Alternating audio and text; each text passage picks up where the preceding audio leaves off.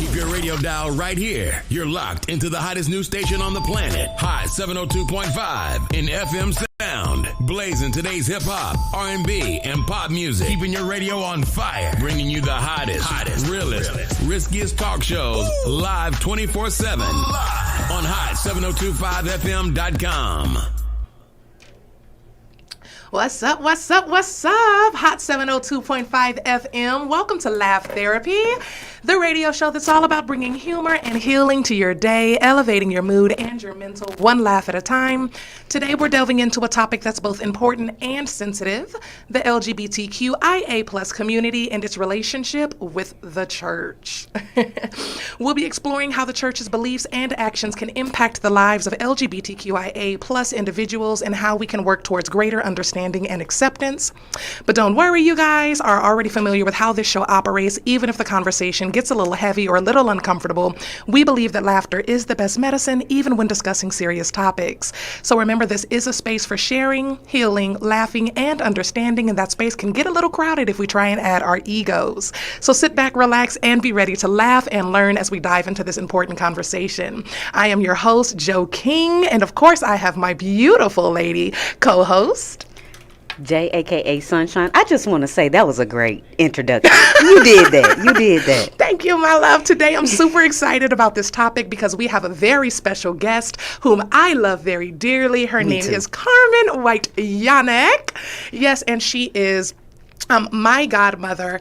I call her Auntie Carmen, though. She is my godmother and absolutely amazing. She is an ordained minister, so we're going to get into all of that. We were all raised Southern Baptist Christian, so we're going to get into how those beliefs intersect with our lives and how we are living them, because she is also the parent of an LGBTQIA plus member, and as you guys are familiar, I am a member as well of the LGBTQIA plus community, and she loves me dearly. I love her more than anything in this world, and I'm super excited to introduce you guys to one of my favorite members of my whole family, my Aunt Carmen White-Yanek. Are you with us, Aunt Carmen?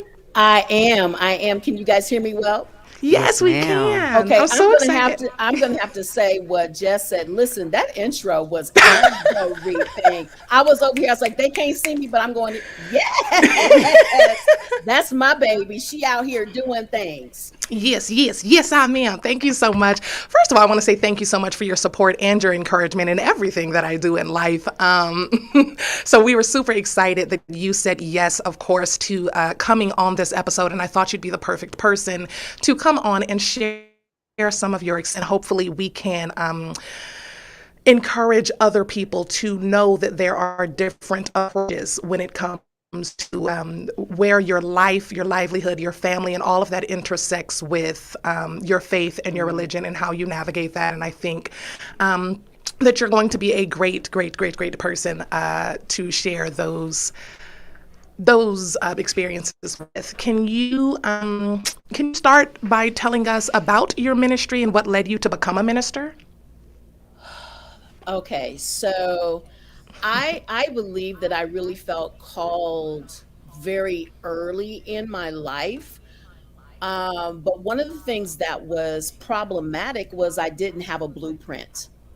I didn't know anyone in my sphere of influence. I should say there's a caveat to that. There were people who I believe were called, but they were not ordained and they were not sanctioned by our church. It was, as you know, we grew up in our great grandfather's church, and I didn't know for decades that he actually in the 1950s had a woman minister sitting in the pulpit in Antioch Missionary Baptist Church in 1950s, y'all. I didn't know that either. So our grandfather was pioneering. Yeah. And he was pioneering on a lot of different levels. And as the story has been handed down to me, she did not necessarily preach, but she would be able to teach and to pray and to read scriptures and stuff like that. But sitting in the pulpit in the 50s, that just was unheard of. Yeah, that's a big deal. That was unheard of. And so I believe that I was called, and I think that just like coming out has many iterations, my calling has had many iterations. But I believe that I was called very early. I just had a different view about God and didn't know how to work that out. I mean, just because everyone else did not share. Shall we just put that way? And let me put this on. Let me put this phone on mute. I'm sorry, I did not put my watch on mute. Yeah, so don't be ding dinging on here. So so that my calling led me to, how do I do this in real time? I think Because that's I don't. very. So go Yeah. ahead. No, I was just saying, because I didn't have the blueprint. It wasn't until I was in college. So when I went to school, I was 17. So my mama worked at Randolph Air Force Base in San Antonio, Texas, and there was a husband and wife chaplain team, and my mother had heard the wife speak at a luncheon, like a luncheon, and she told me, she said, "You have to come home and you've got to hear this woman." She said, "They keep saying that she's speaking, but I guarantee you she is preaching. So I'm gonna need you to come home and come Yes. to and come to and come to this banquet." And that's how. But my calling was, and is, has so many different iterations to it.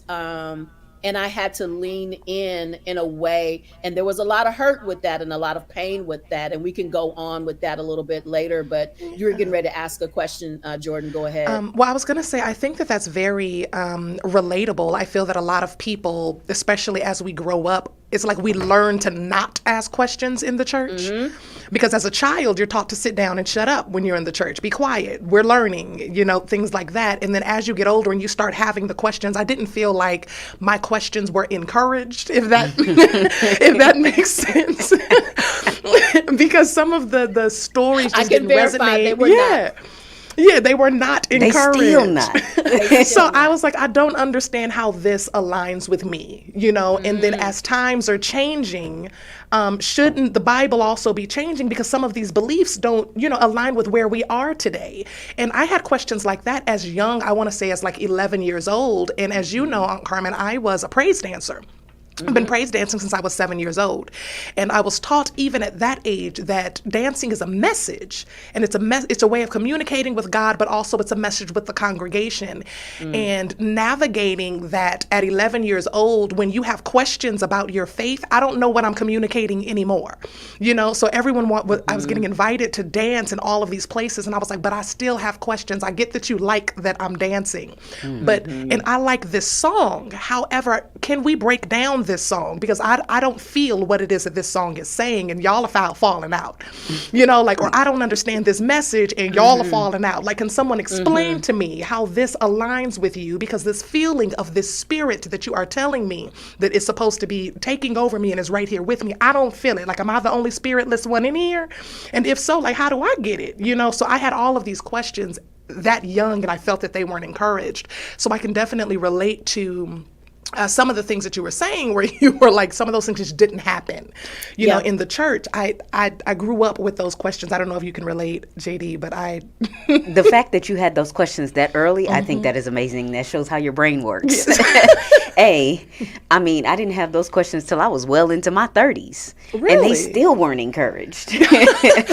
No, I had questions very early on. No, and I guess it's more bewildering for people to wonder why you have these questions when you've been in the faith for this long. All of your life, basically. Well, not basically, but all of your life. And now you have these questions after 30 years. Right, and that was my argument. Of being in the faith. So it was even grateful. harder to get my questions across now that I have. But you grew up, and you're just supposed to follow. You're supposed to do what you're told. I won't necessarily say that that's how it was taught, but that's how I felt. So I was very glad when moved to my grandfather's church. My grandfather's also a pastor, and I moved to his church at, I think I was like 16. And he encouraged my questions. At first, I could tell that I made him a little uncomfortable with the way that I was coming with the questions, because I had so many. Like, I've been holding these for 6 years, Papa. I need you to firing off. Yeah, I was like, I need rapid you to come fire. with it. Come with the answers. And I could tell he was a little overwhelmed, but I think he could tell that my brain was working so fast and that I was starting to lose faith. And he didn't want me to lose faith. So he took the time to start trying to answer the questions that he could. And then the ones that he could not, he just had to admit that he didn't have that answer. And I felt that it all fell back on the same thing. Most Christians fell back on, you just have to have faith. And I was like, what no, is that? wait. Yeah, I was like, wait, because now it says faith without action is dead. And how can you put action towards something that you don't believe in, like you don't understand, right? So I was like, this is where I have the issue. So that's all I was going to say. And Carmen, can you speak to like how have your experiences as a Black woman specifically shaped your journey of becoming a minister? Ooh. So checking into my Blackness has been a journey. As you well know, a little bit about my story, my background. I grew up in a military family, so I was everywhere. I can't even remember all of my addresses, because we were just, we were moving. My father was in the military, and so I think that part of that, I know for sure that part of that shaped my view of the world, that I had a world view. It shaped that tremendously. And I believe later on it also shaped my view of being able to not just tolerate, but learn and be aware of world religions. That's another thing. But how I've been shaped as a Black woman, I will tell you that today, what I say is that Black women saved me. All right. Black women saved me. And what I mean by that is, growing up in the church, it was the Black women who encouraged me to speak, to use my voice. One, and very specifically, we call her Cookie Mills. I learned the word extemporaneous speaking from her, because she would say, this morning we're going to have 3 extemporaneous speakers. And I was like, yeah, what is that? She's like, and you, Some and who? you, some who, and you are one of them. And I was like, I'm going to need a definition. Like I was at the spelling bee. I'm going to need a spelling and a definition. Context clue, something. Exactly. What she call me? Yeah. Something. Excuse me, ma'am. I don't think you're supposed to say I that am in a child church. of God. Right. And so I learned how to speak by a Black woman, and she encouraged my voice. However, like the Black church stays being the Black church, you can speak for Youth Day. You can speak in the back in the senior missions class. You can speak on Women's Day, but do not call yourself a preacher. So when I said that, when I spoke to our pastor at the time, when I told him that, he was like, oh, you're gonna have a hard way, that like that's just not. And I knew I couldn't stay there. So fast forward, I actually then joined another church, and it was that pastor, that particular clergy person that was at the base, the chaplain, Pastor Claudette Copeland. It was her who inspired me. And along the way came people like the late Bishop Iona Locke. The first time I heard her voice, I was like, who is that? And I was drawn to that because they were giving me and also the late Bishop Ernestine Cleveland Reams, but Reams is with an R. But what I had to understand, if these were these Black women, but I knew I didn't really want to do that. Like I didn't want to be in competition with Black men. I didn't want to do that. But I wanted to be genuinely myself. And so I had to check into who I was as a Black woman and what kind of Black woman did I want to be. And I had to then also even pare that down even further. What kind of Black woman preacher did I want to be? Because my background is in psychology. And so I'm more interested in how you think, how you move. What's the backside of of the choices and decisions that you're making? How are you navigating this road? This is not new to you, Jordan. This is just how I Right. live. It's my everyday. And so I had to figure out how to include that, because what I was seeing was a almost it was their own very specific gifting, but I didn't want to mimic what I was hearing or seeing, and that meant that when I preached, I wasn't hooping. Can I hoop? Absolutely. Absolutely. Absolutely. But that wasn't the forefront. So I wasn't in the back room trying to figure out how I was going to tune up when I got to this certain. I was like, is the psychology right? um am I asking questions because I wanted people to think? Because that's the thing that did not happen Sunday after Sunday. I called it that people would check their brains off at the door, just like you put your money in the offering plate. Somebody standing at the door, you put your brain there, then you come inside and somebody fills your brain, fills your head up with thoughts, beliefs, systems, ways of being, and then you go back home. And I was like, You know, that's just not enough for me. it's so crazy because I grew up in a non-denominational church, but my aunt was our pastor. So I didn't know women didn't belong in those or I won't say didn't belong, weren't Hmm. allowed in Encouraged. or Yeah. encouraged or allowed in those spaces, because that is how I grew up. That is how I was raised. Like, my family, there were immigrants from Jamaica. I was like one of the first children born here in the United States of my family. Mm. Um, so we were all very close knit. We were all we got, and we formed a church. We had a building, and my aunt, she took over. She was the pastor. I call her past right now. She was the pastor, and Mhm. she got into a relationship with another male pastor, and he took over. And things that he would say kind of put her down. So it's just all coming back to me on how it's treated, how women are treated within the pulpit. But we are so grateful to have you. I Absolutely. And love for you those and of you who have Carmen. always questioned, I know there are a lot of people from TikTok who are following me now, a lot of people from Instagram or just from the comedy scene who see me. And I get comments all the time about how my brain works. And I would just like to point out that this lady right here that we have on here is one of the main influences of why I was raised. I don't like saying I was raised by challenging women. I used to say I was raised by fighters. And even though we did enough fighting, I don't know another word to say. I was raised by women who challenged the norm. We had questions and we weren't afraid to ask them, like, hey, I don't think that's right.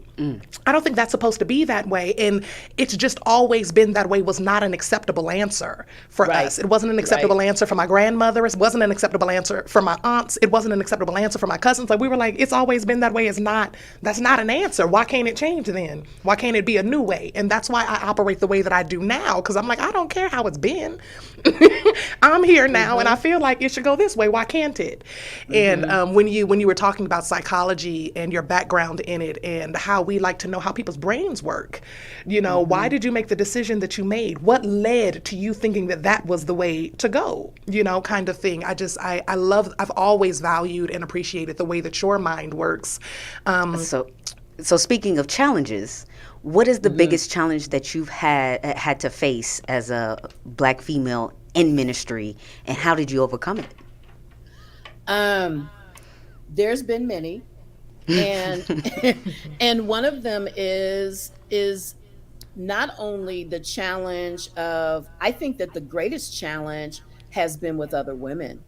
Um, Ooh, I wasn't expecting you to say that. has been with and here's why. And this here's why is because of traditions, things that have been traded down to us as beliefs, as The thoughts, mindsets. and the mindsets. And so if if for 40 years of your life you have never seen a woman who was the pastor of the church, who was the bishop, who was a woman who came to speak but used the title of reverend or pastor, what if that has not been your in your sphere of influence. And also, let me just say this. I'm going to say it in a minute because I had a friend of mine to send me this quote because it's going to tie a lot of things in. And it's around how you see God. How you see God is how you see other humans. So if you categorize God, if as a Black person, you're still categorizing God as a white male with blonde hair and blue eyes, that Come on now. person is always in a position of authority over you. And everything, and then we go back to how Christianity, okay, because I love history too, so I am that nerd for those of you who are listening. We go back to Christianity. For Black folks, colonized Christianity, it always places Black people under the foot of somebody, You always in a better. place always in a place of oppression and never in a place of superiority. And so you have these traditional roles. And so when a lot of women, their tension was around the fact that I was outside of a traditional role. And if I check into the fact that you're no longer in a traditional role, now I've got to start thinking about my own life. And I've got to I have to begin thinking about places that I find myself that I want to break out, but I'm afraid and I'm scared. And so all of those things go way back. If we start looking at the Pauline scriptures of and the text, sacred text in this case, I'm meaning the Bible, because I will speak of sacred text, other books as sacred text. But in this case, the Christian Bible, we go in the Pauline text. It tells us, like, women need to ask, don't be asking no questions in the church. Ask your husband when you get home. Well, what if you don't have one of those? I hope my stepdad is listening. He said the verse to me the other day and made me read it in a It's like, conversation. what if you don't have that? And so we use these antiquated texts and place it on something that is occurring today, and it doesn't align. It absolutely does not align. And so that was where a lot of the challenge came. I had plenty of challenge from men around, you out of place, you out of pocket. Now, can you come over here and sing? We want you to sing. That is so amazing. But don't, we don't Don't want teach your us Stay in nothing. your Don't lane. teach us Stay in your nothing. lane. stay Oh in no. Oh stay no. stay in your lane. And I have to say that I've not ever really been good at that, because if we go back to None of y'all. None of y'all. listen, none of us. I None of mean, if y'all. you go back to my report card, I would guarantee you that my report card, Jordan's report card, and Allison's report card said the same thing. Does not work well with others. We But you didn't got get all the, A's. you know what I mean? But them grades on point. That's all that matters. The grades on Listen, point. I was like, don't look at this side. Don't look at this Yeah, side. don't look at the, Don't look at where the you got the comments. E's and the Don't look at S's the and the comments. U's. Don't look Yeah, at the don't look U's at and that. the N's. Don't look at that. But look at this side over here. I'm over here winning. I'm over here winning. Exactly. But that's where the tension, and that is still a tense place with women in ministry. And I very specifically want to use the word woman as opposed to female, because there are a lot of women who are not necessarily, and particularly if we're talking about the community, that are not seen as females but consider All themselves and women. identify as women. So I want to say that. But yeah, that's where the tension came from. But it was between both men and women, that had and have issues with not only me, but just women in ministry, period, about how much you say and what you say and how you say what it is that you say. I'm just And they can't tell you unapologetic. nothing.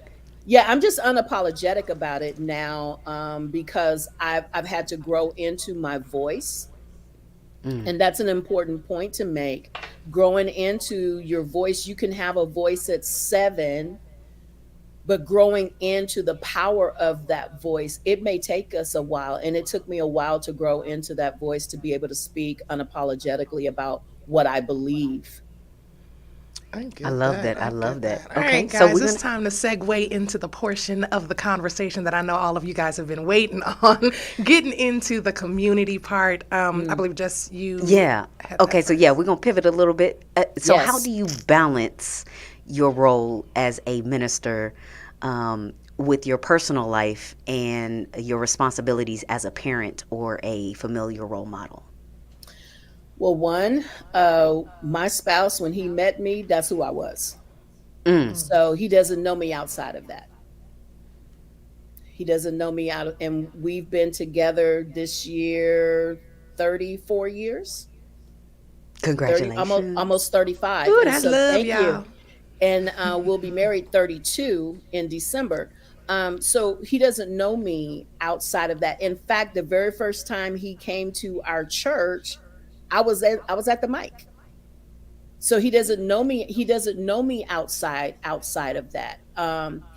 And my family, my immediate family, Jordan can tell you. I mean, my family, I have been the go-to person for quite some time in our family, in terms of, when people are in crisis or when they're not, when they're making decisions for their lives. And so that balance of that is, I've had to know very specifically who I am and who I am not. And to be able to say, now I'm balancing it all with rest too, that um, part of me being able to continue is that I have to rest. And so sometimes I have to say, I don't have it today. Mm. It doesn't mean that I don't want to be with my family, but it does mean that I have to have time to restore and recharge, so that I can be of service, when I'm called upon. But yeah, that's my balance, is that I've learned how to, um, lovingly say no. Boundaries. Absolutely, 100%. Hmm. I think that was something I had to learn. The lovingly part, because I had no problem saying no, but the the how to say it lovingly part, because I get overwhelmed or overstimulated quickly, and then it Hmm. comes across aggressively, or like I have an attitude or I'm irritated with the person that I'm speaking to, when in reality I'm just overstimulated and I can't take what it is you're trying to feed me right now. So Hmm. it's still a work in progress right now for me. But and Carmen, can you tell us a little bit about your experience for being a minister when one of your children came out as transgender? And I'll go back to something very quickly. There, just like I said, my calling has many iterations. So did our child's coming out. And so coming out, at 16, um, as gay, at a private Catholic school. And there was a reason why our child said, I cannot stay at this school, and moved to a public school, in their junior year, which our school district was like, yeah, we don't really do that. And Jaden was the only one, that was allowed to go to that school in their junior year, and excelled there, did exceptionally well. But when they left their undergrad, I was seeing some things happening in their undergrad, in Jaden's undergrad, and I wasn't quite clear about what was happening, and Jaden wasn't at the place where they were ready to speak of that yet. But when they got to Austin, is when the transitioning began to take place, and I didn't know about it, I didn't know about it at the time. So January 2020 is when that came about. And I will back up to say, I have never once in my life, in almost 40 years of ministry, I have never once in my life preached against same gender loving people. Not once. Not once. Not once have I spoken against same gender loving people, because I held that, because I had a completely different mindset around it and perspective, and I was viewing it differently than a lot of people, because I was around when AIDS overtook the community. And I had far too many people that I adored, one of them being one of my very best friends in the world. And because he is an ancestor, I will speak his name, Tom Epperson. And he passed me right before I had Jaden. And it just never made sense to me.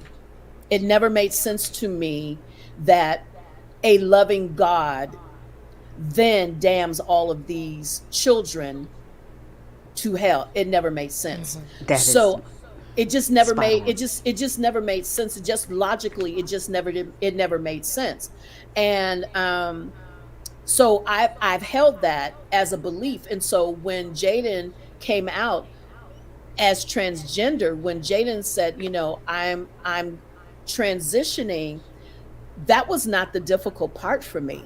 The difficult part for me was the name change. The name change was the most difficult part for me, because I'm thinking about what we went through, the time that we spent in giving them the name, their previous name. And so when Jaden set me straight, because I mean, I listen, we raised our kids this way, and Jaden set me straight, and I will never forget this. I literally, I don't know if you even know this, Jordan, I had locked myself in my bedroom for 9 days. I didn't speak to nobody. Oh, wow.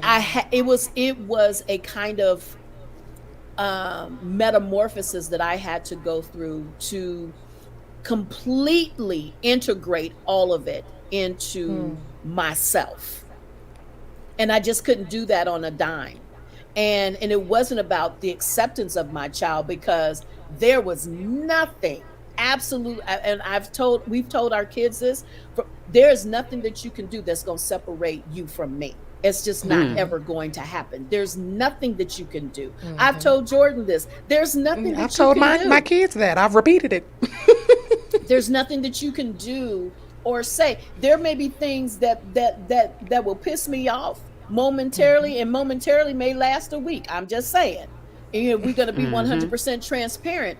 However, there's nothing that's going to last a lifetime for me and beyond that, something that you can do or say that's going to change that. But Jaden shifted me all the way around by saying, this don't have anything to do with you. And that was like I'm like, wait, what you mean this don't have nothing to do with me? But that walk was a tightrope walk.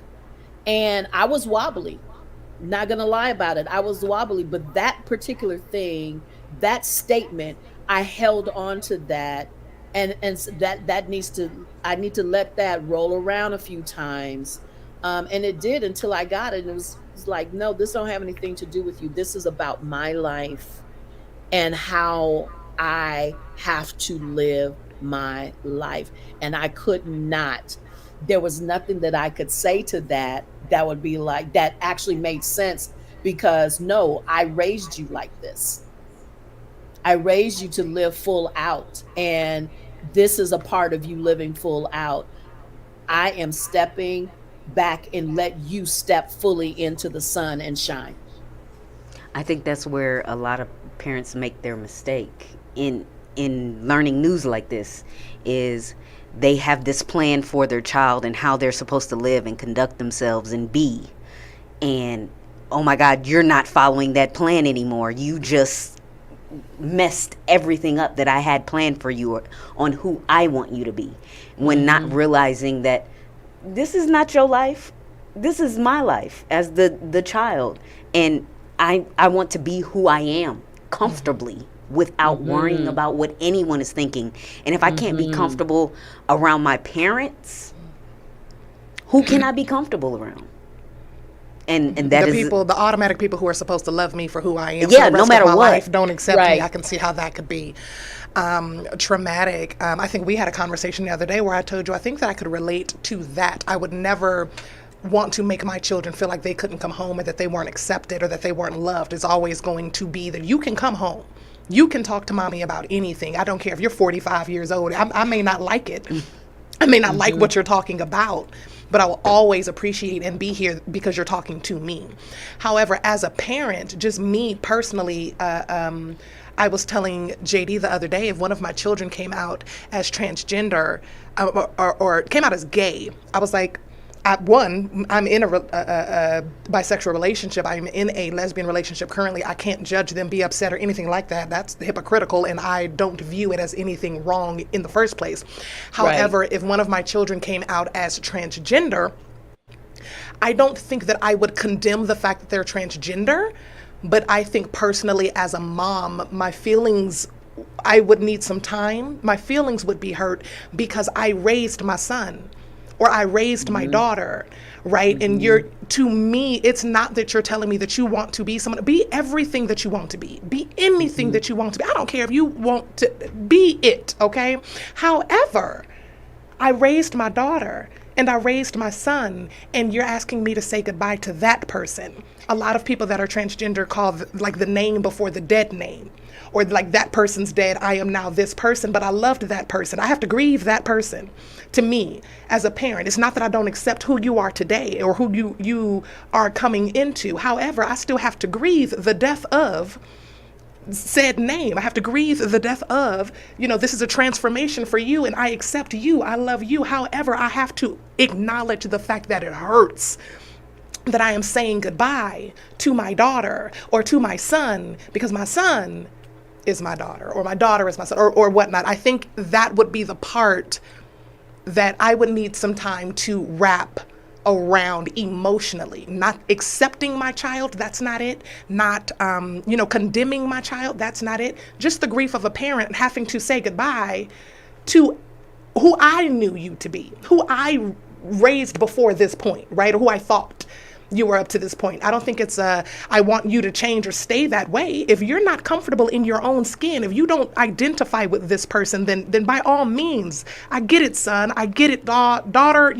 be you. But I would need to grieve that person. You have to. For me personally. You have to, and that's what those 9 days were about. That was about me. That was about me grieving, and I can just tell you, just like the physical death of the physical transition of a human, and you want to call out their names, like you want to audibly say it.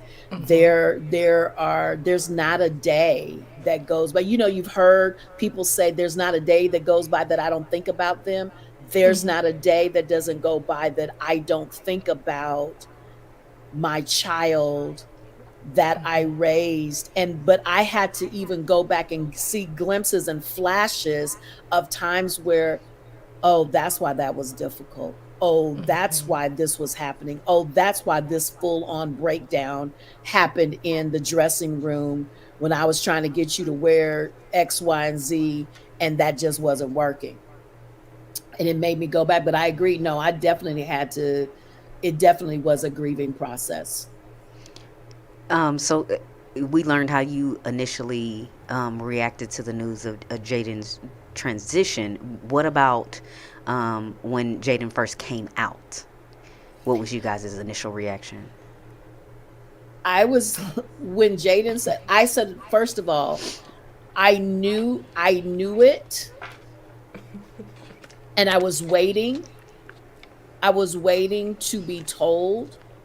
And and there would be things that would occur, like I would get up in the middle of the night because I would get a sense, oh, you're thinking about unaliving yourself. Oh, wow. I would go and then stand at Jaden's door and just pray. Not on my watch, and not because of that. And so it took a lot of just talking through. We neither one of us had an issue, and neither did the siblings, because and I would just tell Jaden all the time, that's not my story. That's not my story to tell. That was not my story to tell. And if your grandparents are gonna know, you gonna tell them. I'm not gonna do that. Jaden's grandmother, my spouse's mother, left this world. I think she knew, but she was never told. And I think that there's something. I think that there's something holy. I'm going to use these words. I think that there's something holy and divine about holding your truth from those that you know cannot handle that truth, and that then will serve you back up something that is harmful and devastating to you. So I think it's something holy. Now some people would say, well, you're not telling the truth. Yes, I am. Because the most important person that you tell the truth to is yourself. And everyone cannot hold the story of your heart. Everyone does not have the courage, will not rise up to meet you in that space. And so there was no issue, because I really knew before I even had children, and that can be verified. Y'all both can ask Allison. She will tell you that I told her, I know that one of my children is going to be gay. I already know it. Wow. I said that before I got married, and I said that before I had children. She's like, somebody told me, I feel it in my bones. Did your religious beliefs play a role in how you approached the situation, or approached Jaden coming out or transitioning? I think more than anything, I considered the beliefs of everybody else, because I did not hold the beliefs of all gay folks was going to hell. I didn't ever hold that as a truth for me. And so my actions and my behaviors lined up with that.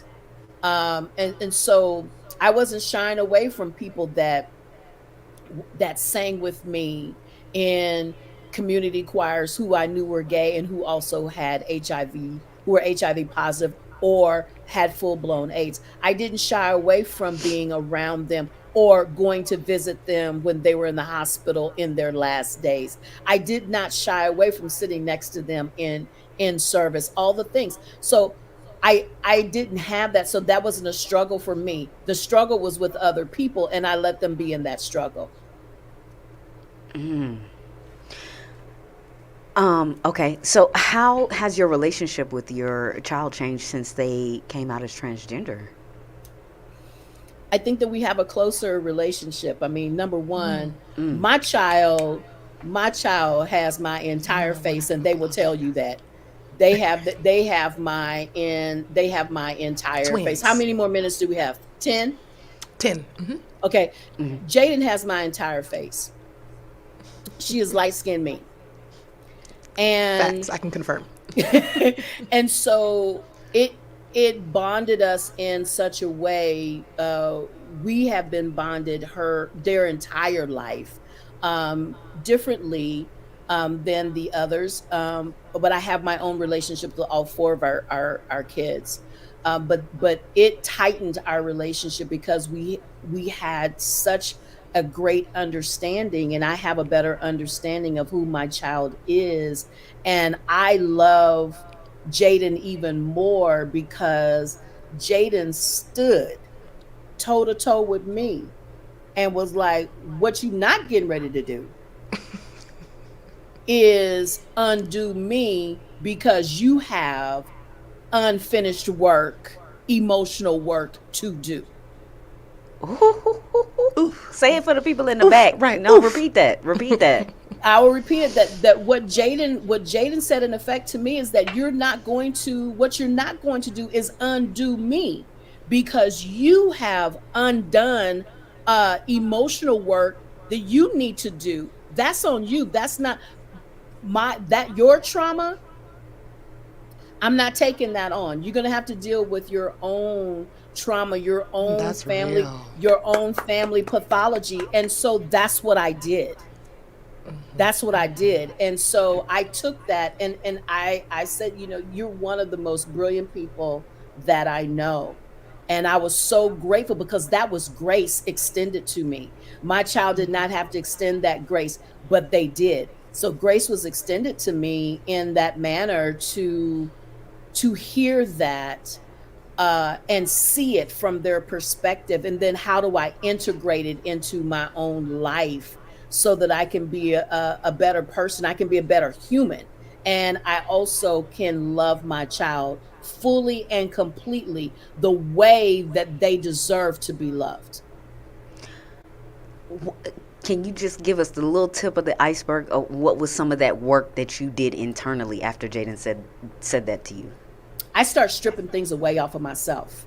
Like, I started looking at how do I really, how do I see, what did I not see? How did I miss my child? So, and what was I so involved in that I could miss the essence of my child? And so I started doing the work of, okay, let's talk about mindset. Where there are pockets of tradition that are still left inside of me that I didn't know until certain things came up, right? So then I started looking at those pockets of traditions. Is like, do I really believe that? No, I do not. You got to go. Um, do is what I'm saying and what I'm believing lining up with my actions? Have they been integrated? In some things I could say yes, in others I had to say no. Okay, that's not integrated yet. How do I do that? Let's walk it back. How do I how have I loved myself? Have I loved myself completely? The answer to that was no. So how have I loved myself less? And how does it show up? And so I started walking myself back through those that kind of cycle, to actually get out of it, so I could actually be who I really knew myself to be, and who I really wanted to become. But I had to step into that fully. And it goes back to what I said at the beginning, is that Black women saved me. One of the questions that you talked about, who has influenced you? Every Sunday morning, you can find me at 7 a.m. I'm in my pajamas, but I'm on Pink Robe Chronicles. It is a very life affirming space, not only for me as a Black woman, preacher woman, but also, I don't even really use preacher so much anymore. I use the word healer now, because that's the other iteration. So I get that now. And so I'm there because it is a community of black folks who understand that God is way bigger than what we have ever taught or thought about. And the expansiveness of God is so inclusive that it can include all of the letters, LGBTQIA plus. It can include all of it, non-binary siblings. We have all of that inside of PRC. And so it was those Black women who saved me. There were other sacred texts. I have a stack of books over here that I was going to talk about. But I have a stack of books. I had to read my way into, research my way into expanding, so that anytime someone came across my path, they felt welcome. And they That really is so felt powerful. and they really felt welcome. I love that. What advice would you give to other parents who may be struggling with similar situations with their children coming out, or whether it be transitioning or just gay? My advice is number one, just like Jaden told me, this is not about you. It's not about your parenting. You did not fail as a parent. Now I can't say that because some people, their children would say, "Oh no, nigga, yes they did," but Yeah, you failed. Right. You you did failed F me. minus. F But minus that's minus. not why I'm gay. It's Right. not And because it's you failed. that's not why. It, But being able to look at turn the mirror in. mm, It's the interview that you need to look at. It's the inside that you need to look at so that you can love honestly, authentically, and completely. And that love may look differently for your child than what it has looked like for you. So we can't place how we have been dealt with as children onto our own. And so I would say start with yourself and then listen to your child. Don't interrupt them when they're trying to tell you, when they're speaking to you about what's happening for them. In it, be in, and don't bogart your way into their life. Be invited. And ooh, sometimes and sometimes sometimes that invitation takes a minute because you're I learned this from Jaden too, is that I want to be a safe space for my children. And if I'm not safe, if I'm not safe, I then that is the reason why. If you say, well, they didn't tell me because they didn't feel safe enough to tell you. They went to all the other people because they didn't feel safe enough to tell you. And so man. you have to ask yourself, why am I not a safe space for my child? I love that so much, and I hope there are people who are listening to this and ingesting it. No, I wasn't. I wasn't speaking to anyone in specific. I just hope this reaches someone who is Yes. in this space of confusion about what they should do next or how they should treat their child. I just hope that they can at least just hear that part. If you didn't hear nothing else, that is the main takeaway from today. Yes, laugh therapy. I hope that y'all got your laughs in and got your smiles in with us as well as you got your therapy. I have one last question for you, Miss Carmen, before we get off. Aunt Carmen, before you get off, y'all can Miss Carmen her. She's my auntie. Mine too. Mine too. I was like, let me adjust that. Would you change anything about your choices to support or how you have chosen to support your child in their transition? The only thing that I would shift would be to ask first, what does support look like to you? Because what support looks like to me is not what support looks like to my child. And conversely, what love looks like to our children, if you're there and you're trying to figure out, well, I do love my child. Here's the thing, if they cannot articulate that for themselves, something is missing. Therefore, you need to ask your child, what does love look like to you? What does it feel like? What does it generate on the inside of you? When I say that I love you, can you trust that? Do you believe that? And can I, as a parent, honor that? Because once I get the feedback from my child, then I need to honor that. So that's what I would shift, is asking from the beginning, what does support look like? And you said something about ego at the beginning, Jordan, and I would say that you've got to relieve yourself of your ego. And your ego sounds like this: well, I did do that. You're always fighting to be right. I did do that. I did say that. No, I didn't. I didn't do that. And that was a lot of the conversation in those 9 days. When I would talk to, I was trying to hold on to my role, my space, and none of that mattered to my child. And so that fighting for your right to be You're gonna have to check that. You're gonna have to check that at the door. You're gonna have to check your ego at the door and be wide open, and you're gonna actually have to take it. I think that's what scares a lot of people. They have to strip themselves.